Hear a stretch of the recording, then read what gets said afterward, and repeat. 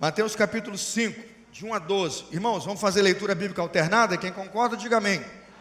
Alternada é o seguinte, eu vou ler o ímpar, vocês vão ler o verso par, e alternando pastor e igreja, nós vamos até o final. Agora tem um detalhe, seja resoluto, seja convicto, sua versão não é a versão do irmão que está do lado, eu sei, mas não se preocupe, leia, você está sendo edificado pela palavra de Deus, amém? Vamos ler a palavra até o versículo 12, leitura bíblica alternada. Eu vou ler na NVI, Nova Versão Internacional. Vendo as multidões, Jesus subiu ao monte e se assentou. Seus discípulos se aproximaram dele e começou a ensiná-los, dizendo, os irmãos,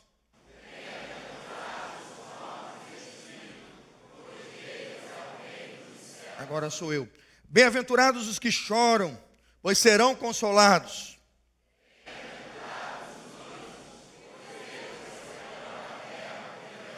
Bem-aventurados os que têm fome e sede de justiça, pois serão satisfeitos.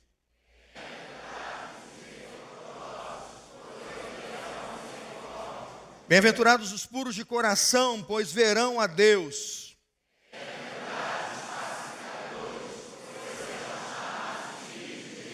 Bem-aventurados os perseguidos por causa da justiça, pois deles é o reino dos céus.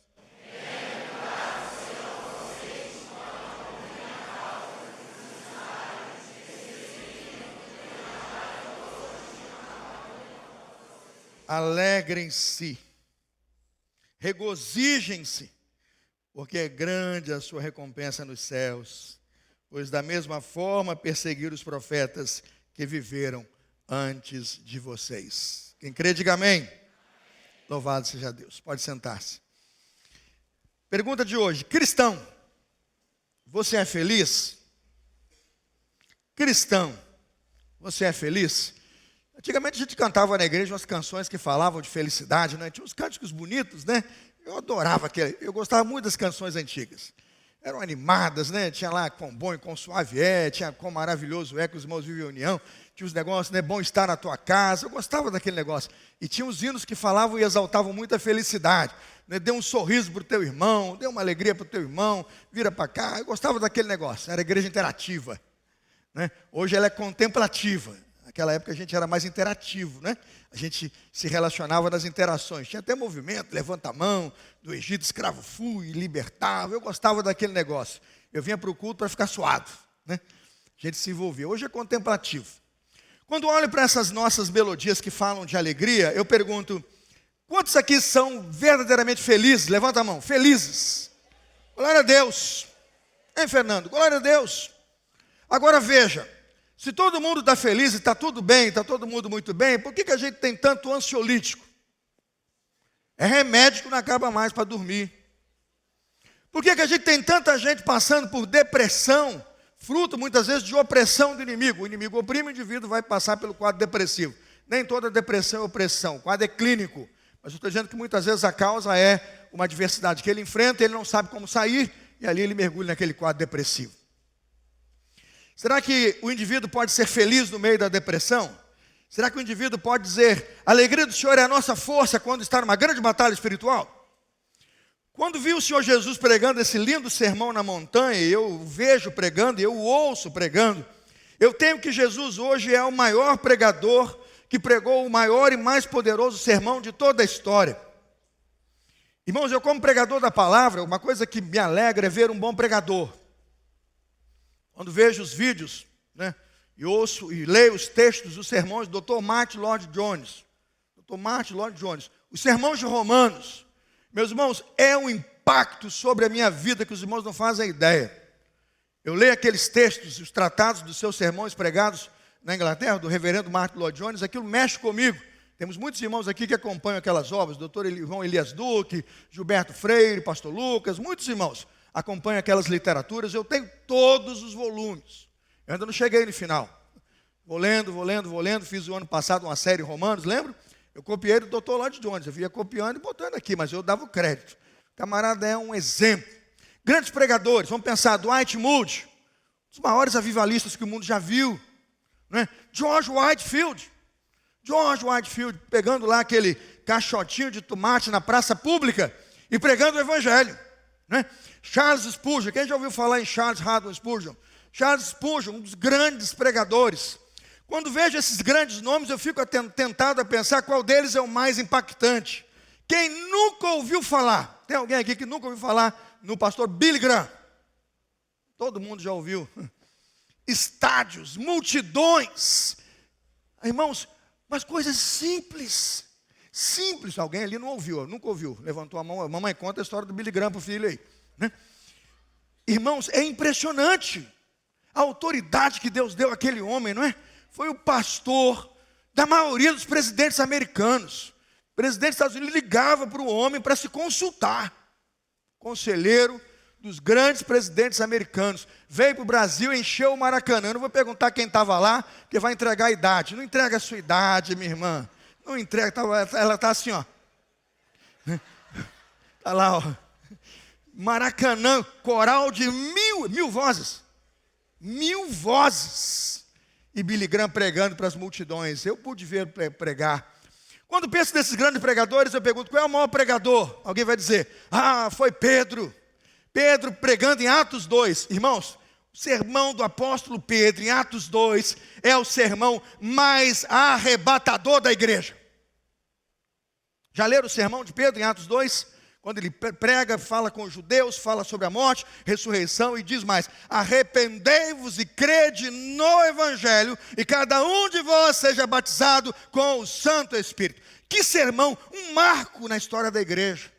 Ali o sermão, na minha visão, de organização da igreja, como nós a conhecemos, da igreja como comunidade, da igreja relacionamento.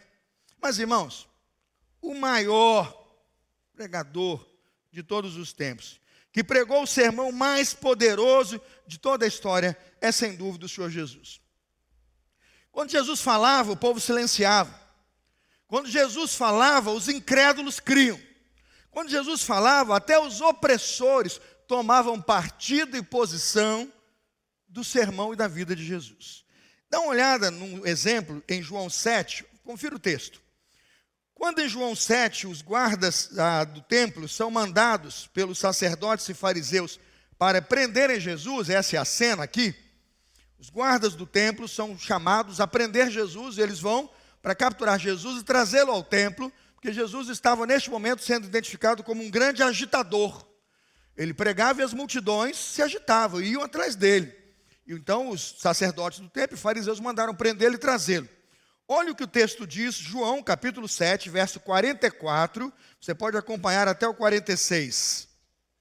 Alguns queriam prendê-lo, ninguém lhe pôs a mão.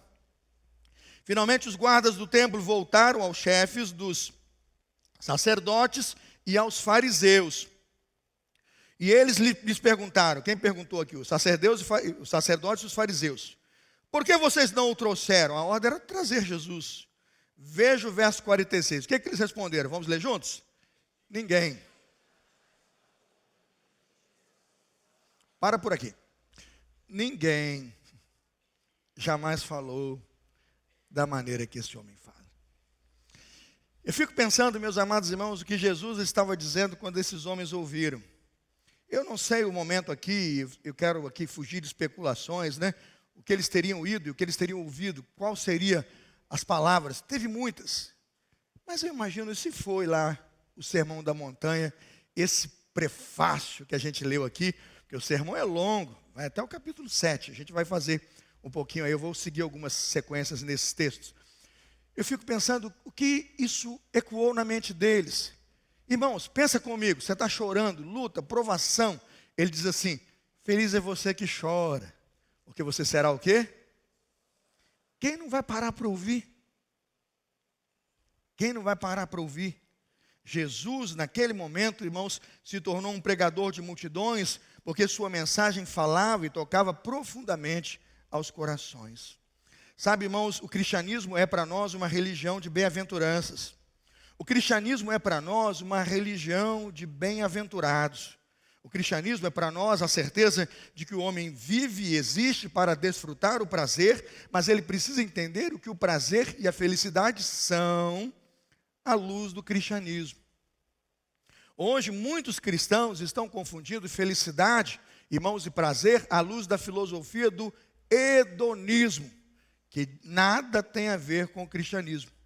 O hedonismo enquanto filosofia que ensina o prazer e dizendo que o prazer é o fim último, que você deve viver, existir para ter prazer e alegria, e que isso é o fim último de sua existência e da humanidade, isso tem, irmãos, de alguma forma, destruído os seres humanos. Eu vejo hoje uma sociedade artificial e superficial que não sabe lidar com a dor, que não sabe lidar com o sofrimento, que não sabe lidar com as provações, porque ela tem sido ensinada, que a título de ensino, de que a vitória e a felicidade está no prazer. Você quer ver o mundo encantado de Oz, você quer ver o mundo encantado da fantasia, entra no Instagram. É loucura. Só tem alegria. Não tem casal traindo. Não tem, né? Não tem ninguém triste. Endividado lá não tem. Só tem foto lá em Porto Rico, Porto Seguro, praia não sei da onde, não sei o que lá, carro novo. Irmãos, é um desfile de egos. É um desfile. Não é verdade? Eu vou botar lá, muda o nome, Mundo Encantado de Oz, ou então Ilha da Fantasia. O mundo real, passa longe. Né? Eu nunca vi você acordar e tirar uma foto. Veja como é que eu acordo feia. Ninguém faz isso.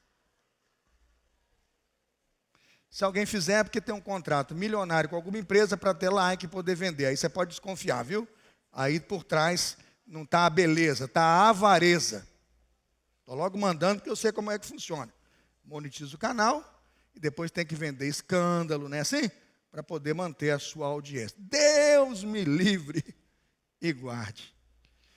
A questão do prazer hoje é uma questão a ser muito pensada. Se você abrir sua Bíblia em Eclesiastes capítulo 2, você verá um homem que procurou encontrar sentido para a vida em tudo. Eclesiastes 2 vai dizer que Salomão buscou felicidade. Eclesiastes 2, Salomão buscou felicidade na bebida. Irmãos, comprou tudo quanto era vinho, Cabernet, né? Como é que é? Sauvignon, como é que é? Eu nem sei. Né? Eu não bebo, eu tenho lá em casa suco de uva. Quando Salomão começa a desfrutar dos prazeres da vida, ele compra vinho, e diz que comprou todo tipo de bebida. Não se realizou. Irmãos, riqueza, teve tudo. Riqueza, construiu prédio, diz que ele comprou fazenda, adquiriu fazenda, construiu poço. Está aí, Eclesiastes 2, do versículo 1 ao 10, e nada. Irmãos, ele estava tão preocupado em se realizar com o sexo, que para ter sexo, ele teve quantas mulheres? Quantas? 1000. É só fazer. Né? Porque para muitos o prazer está onde? No sexo. Depois de fazer tudo isso e buscar tudo isso, Salomão escreve no final e dá um recado para a geração que procura no prazer e no hedonismo a felicidade. Ele disse, vaidade de vaidade, diz o pregador, tudo é vaidade. Quando olho para esse texto, me lembro então e me pergunto, onde está o prazer? Onde está a felicidade? Onde devemos buscá-la?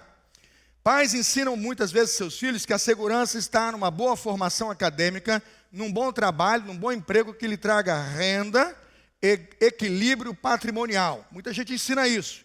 E diz que então no equilíbrio patrimonial, ou então no seu patrimônio construído, estará a sua segurança. Tem gente que acredita. Comece a poupar agora, faça tudo. Eu não estou dizendo para você não previdente, ser previdente. O que eu estou dizendo é que é isso que vai trazer segurança. Essa é a nossa certeza. Quantos no Iraque tinham lá, né, no Iraque, na Turquia, tinham certeza que tinham um bom patrimônio e viram num terremoto de 7,8 sua vida e sua família ruir num dia em que a terra tremeu?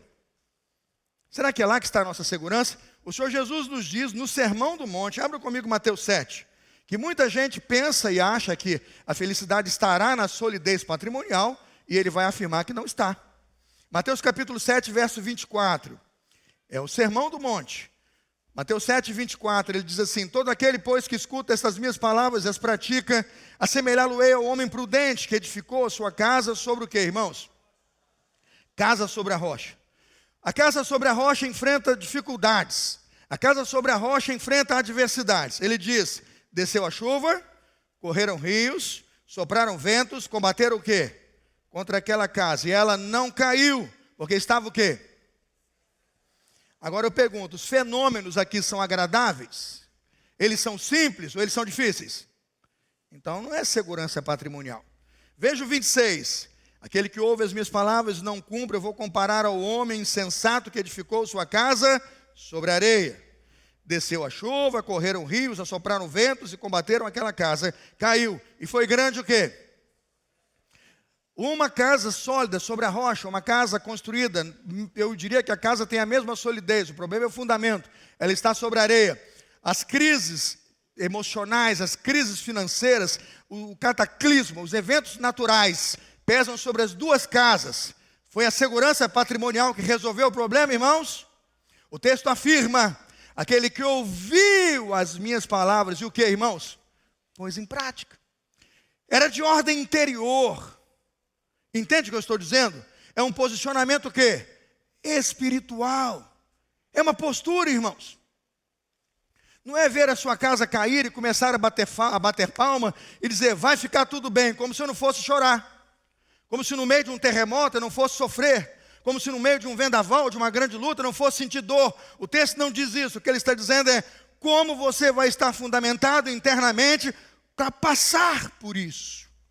E aqui eu vejo o Senhor Jesus do alto daquela montanha ensinando multidões que nós precisamos encontrar o nosso prazer e o nosso alento e o nosso conforto no Senhor. John Piper vai dizer que o problema não é a busca do prazer, mas o contentamento, né, com o que é terreno, o contentamento com aquilo que é carnal, o contentamento com aquilo que é passageiro. Paulo, irmãos, nos ensina esse contentamento quando escreve sua carta aos Filipenses, Filipenses 4:13. Repita comigo: posso todas as coisas naquele que me fortalece. Porque Paulo nos dá esse discurso de contentamento e nos ensina a estar contente em tudo. Filipenses 4:12. Eu sei passar falta, eu sei ter necessidade, eu sei ter abundância. Eu tenho riquezas e sei ter falta delas. Em todas as coisas, ele diz, em todas as coisas, estou o quê? Experimentado. Isso é interno. Isso é do homem. Paulo não está pregando teologia prosperidade para dizer, quando estiver tudo bem, Deus está te abençoando e fica com Deus. Quando estiver mal, você corre porque você está possuído pelo diabo. Isso não é verdade. Isto não é verdade.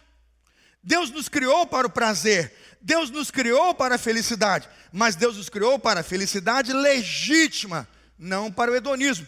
Deus nos levou à felicidade, irmãos, não para a ideia de que a felicidade é somente um estado de alegria e de bom prazer. Não, é reconhecer que todas as coisas concorrem para o bem daqueles que amam a Deus. Você diz, pastor, mas a busca da felicidade e o prazer é legítimo ao cristão? Legítimo. Salmo 1, Francisco, você que me pediu esse sermão. Salmo 1, olha aí.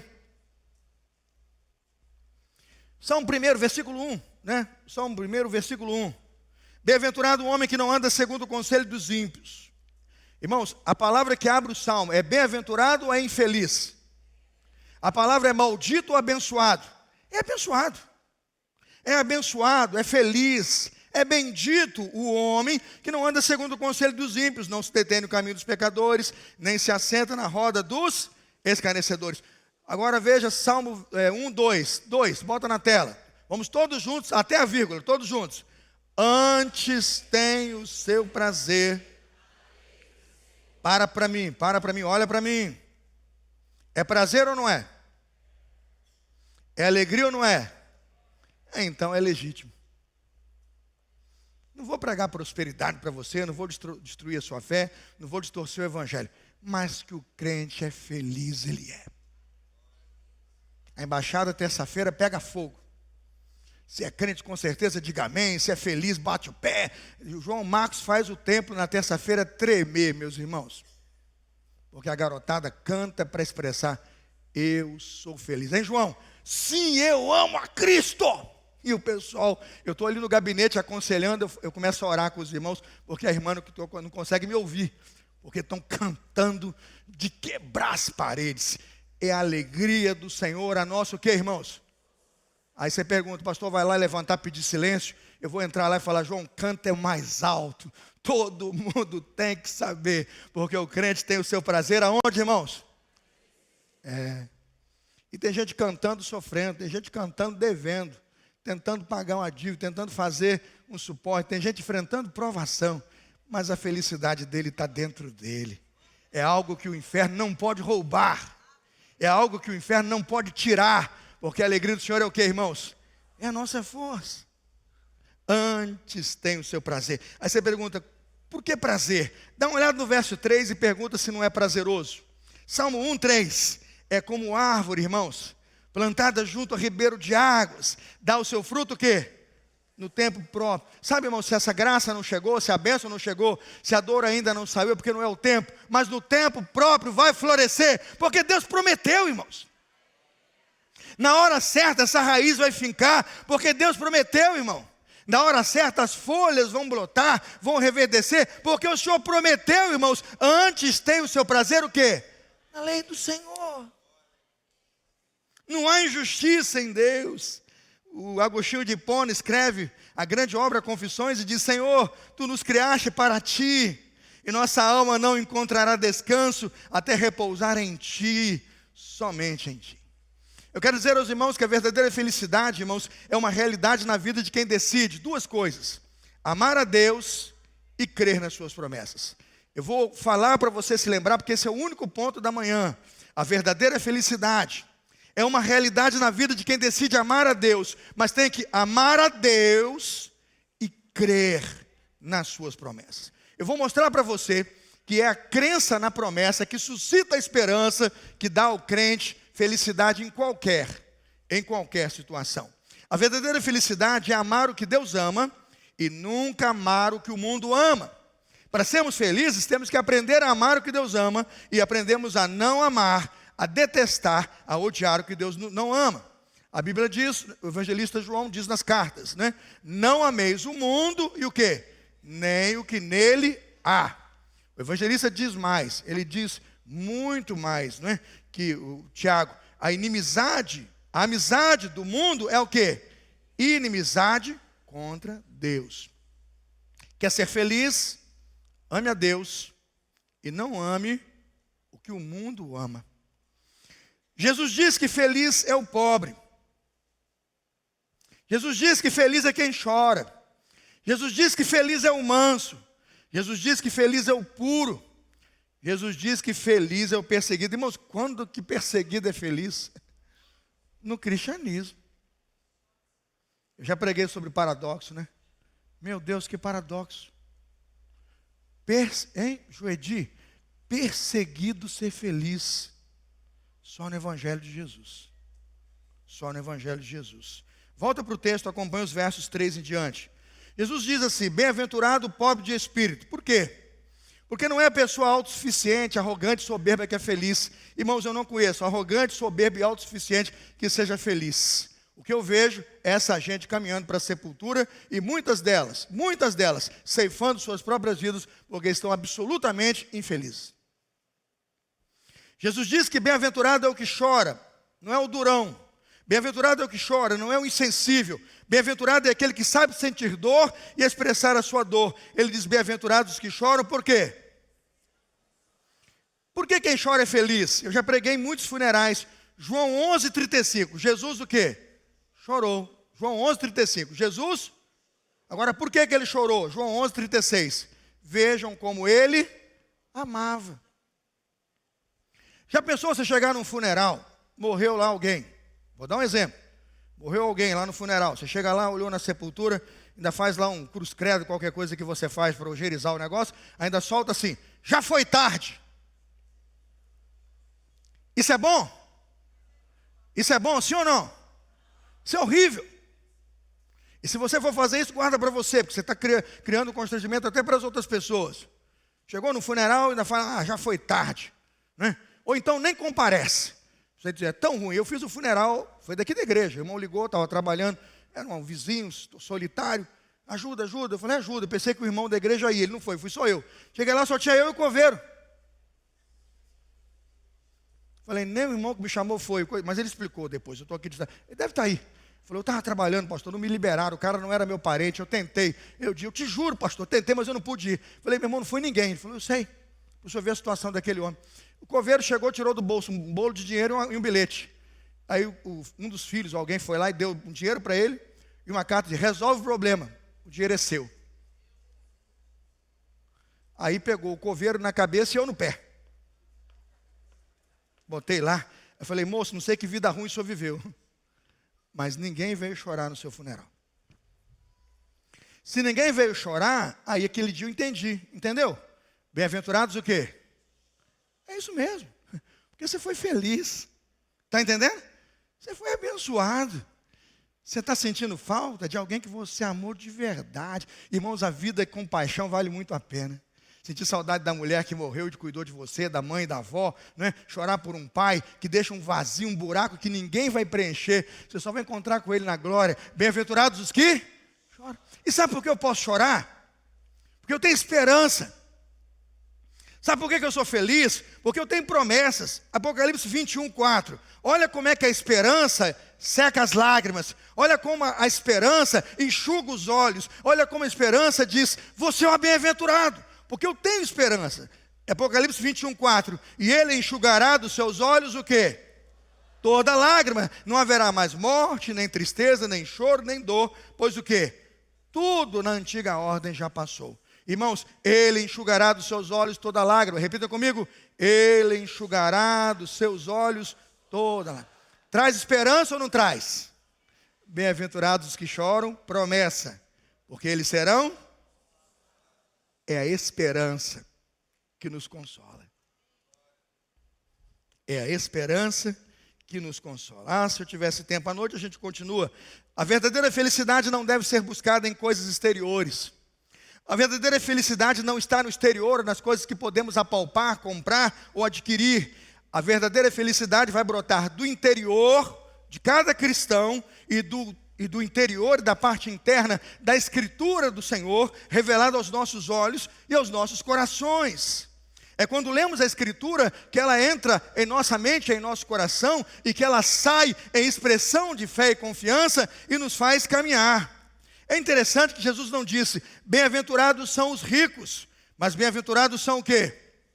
Os pobres. Ah, mas se eu tivesse dinheiro eu seria feliz. Se fosse assim, hein? A América seria só glória, Inglaterra, Suíça. Tem gente que nunca trabalhou, recebe lá os dividendos. E é dinheiro, hein? Misericórdia. Vai ver a renda interna daquele povo lá. Aí todo mundo feliz, né? Vai lá, acompanha.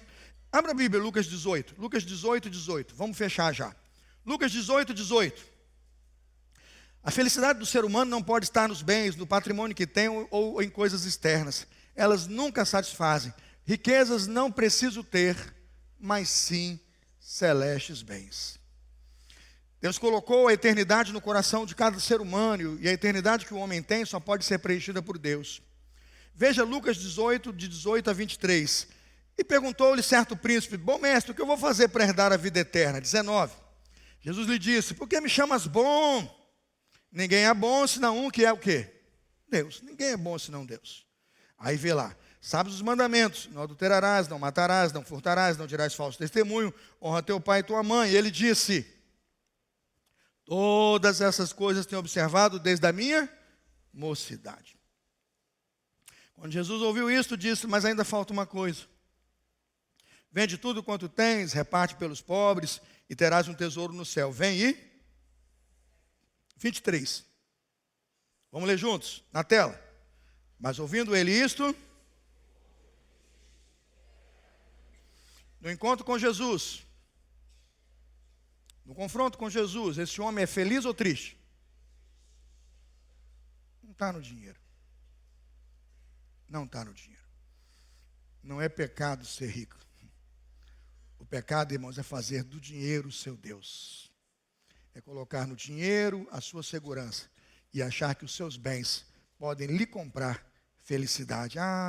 Se nós aprendêssemos esta linda lição nesta manhã. Bem-aventurados os pobres de espírito. Bem-aventurados os humildes, pois eles receberão a terra por herança. Meus irmãos, o homem pode morar num palácio e não ser deleitado. O homem pode ter poder e não ser feliz. Quando pensamos em nossa nação, a pergunta é, por que nossa nação não está feliz ou não está vibrando? alguns estão e outros não. Salmos 144, 15. Feliz é a nação cujo Deus... Falta-nos o senhorio de Deus, o senhorio de Cristo. Precisamos retornar, irmãos, aos pés do Senhor, chorar aos pés do Senhor e dizer: Senhor, dá-nos descanso de tamanha aflição.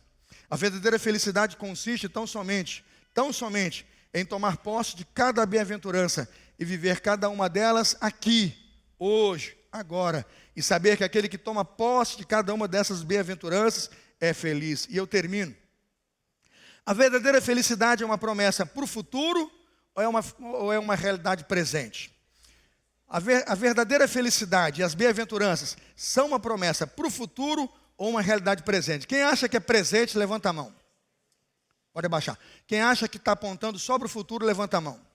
Estamos quase que divididos aqui. Vamos lá. Abra comigo Mateus 5. Mateus 5, volte lá.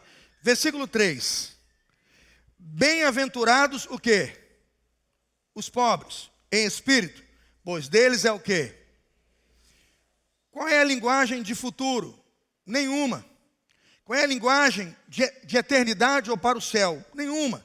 Bem-aventurados, algumas traduções vão dizer, felizes são. Esse é o tempo. Felizes são os pobres de espírito, porque deles, o verbo é futuro ou é presente? Deles é. Percebeu que não é será? Deles é o reino. O reino de Deus está sobre nós hoje, aqui e agora. Quem crê, diga amém. Felicidade é para aqui. Segundo versículo, versículo 4, Mateus 5, 4. Bem-aventurados os que choram. Bem-aventurados são, felizes são os que choram. Aí é uma promessa de futuro. Percebe a esperança lançada como motivo da felicidade agora? Felizes são os que choram, há uma promessa de futuro. Porque eles o quê? Presente e futuro conjugados. O futuro invadindo o presente. A certeza do futuro habitando o quê, irmãos? A realidade presente. Está aqui, é só conjugar os verbos. Versículo 5. Bem-aventurados os humildes. Bem-aventurados são os humildes. Promessa de futuro. Pois eles o quê? Mas eles são bem-aventurados, porque herdarão. Futuro chegando ao presente. Bem-aventurados, presente, versículo 6. Bem-aventurados os que têm. Os que têm. É presente, é real. Sede e fome, bênção para o futuro. Serão o quê? O futuro invadindo o presente, mudando minha realidade de vida. Bem-aventurados o quê? Os misericordiosos, bênção para o futuro. Obterão o quê? Misericórdia. Eu gastaria horas aqui para defender a tese e fazer um exame de cada um deles. Teve quartas-feiras nos últimos anos que eu preguei um versículo por quarta-feira. 1 hora de sermão, um versículo. Mas eu queria concluir e dizer para você que você é feliz agora. Quando, como e onde? Dá uma olhada, por favor, no verso de número 11. Mateus 5, 11. Vamos fazer o Sou Feliz, Angélica? Por favor, do cantor cristão. Se puder, eu gostaria. Um hino bem tradicional para terminar essa mensagem. Eu sei que ela escolheu outro, mas eu queria cantar o Sou Feliz. Mateus 5, 11. Por favor, lê comigo. Bem-aventurados sois vós, e perseguirem e... Volta no início. Bem-aventurados sois vós quando vos injuriarem. Quer dizer que essa benção é para o céu? Imagina, hein, André, você chegando no céu, você sendo injuriado e caluniado no céu. Vai ser esquisito. Faz sentido? E tem gente que prega para dizer que essas bênçãos são para o céu. Elas começam aqui e elas me alcançam quando eu movo o céu para dentro de mim. Mas essa bênção é para hoje. Bem-aventurados sois vós quando vos... Você será feliz. Aqui. Mesmo quando... Viu, Sandra? Mesmo quando te perseguirem. Ê, Sandra, que coisa boa. É para a gente entrar no céu cantando. Pode chamar a equipe de louvor. É para a gente entrar no céu cantando. É para a gente entrar no céu louvando. É para a gente entrar adorando. Mas é para dizer que injúria, calúnia não vão para o céu. Mas que elas não tiram o céu de dentro de mim. Entendeu, meu irmão? Elas não tiram o céu de dentro de mim. Porque o que habita o meu coração, o que habita a minha alma, é um Deus imutável. Onde todas as coisas concorrem para o bem daqueles que amam a Deus. Os cristãos, meus irmãos, não serão felizes somente quando chegarem ao céu. A Bíblia diz, a Bíblia afirma que eles serão felizes aqui e agora. Os cristãos são felizes durante todo o seu percurso, daqui da terra até a glória celestial. Bem-aventurados sois vós. Fique de pé, querido, eu quero terminar. Alegrem-se, regozijem-se, versículo 12, porque é grande a sua recompensa nos céus. Pois da mesma forma perseguiram os profetas que vieram antes de vocês. O que fazer com a perseguição? Alegrem-se, regozijem, pois é grande a sua recompensa onde? No céu. Traga o céu para aqui e você verá como você é feliz e pode ser feliz aqui e agora. Vamos orar? Depois eu quero cantar com você um dos hinos mais lindos da tradição cristã. Tradição, irmãos, é a fé viva daqueles nossos irmãos que morreram. Não é tradicionalismo, mas é a viva fé da nossa história no meio de nós. Horácio Gates Spafford. Horácio Gates Spafford. Ele escreve em Chile. O navio que estava a família colidiu. Ele perdeu as filhas. A esposa mandou um telegrama e disse: salva sozinho. Salva sozinho.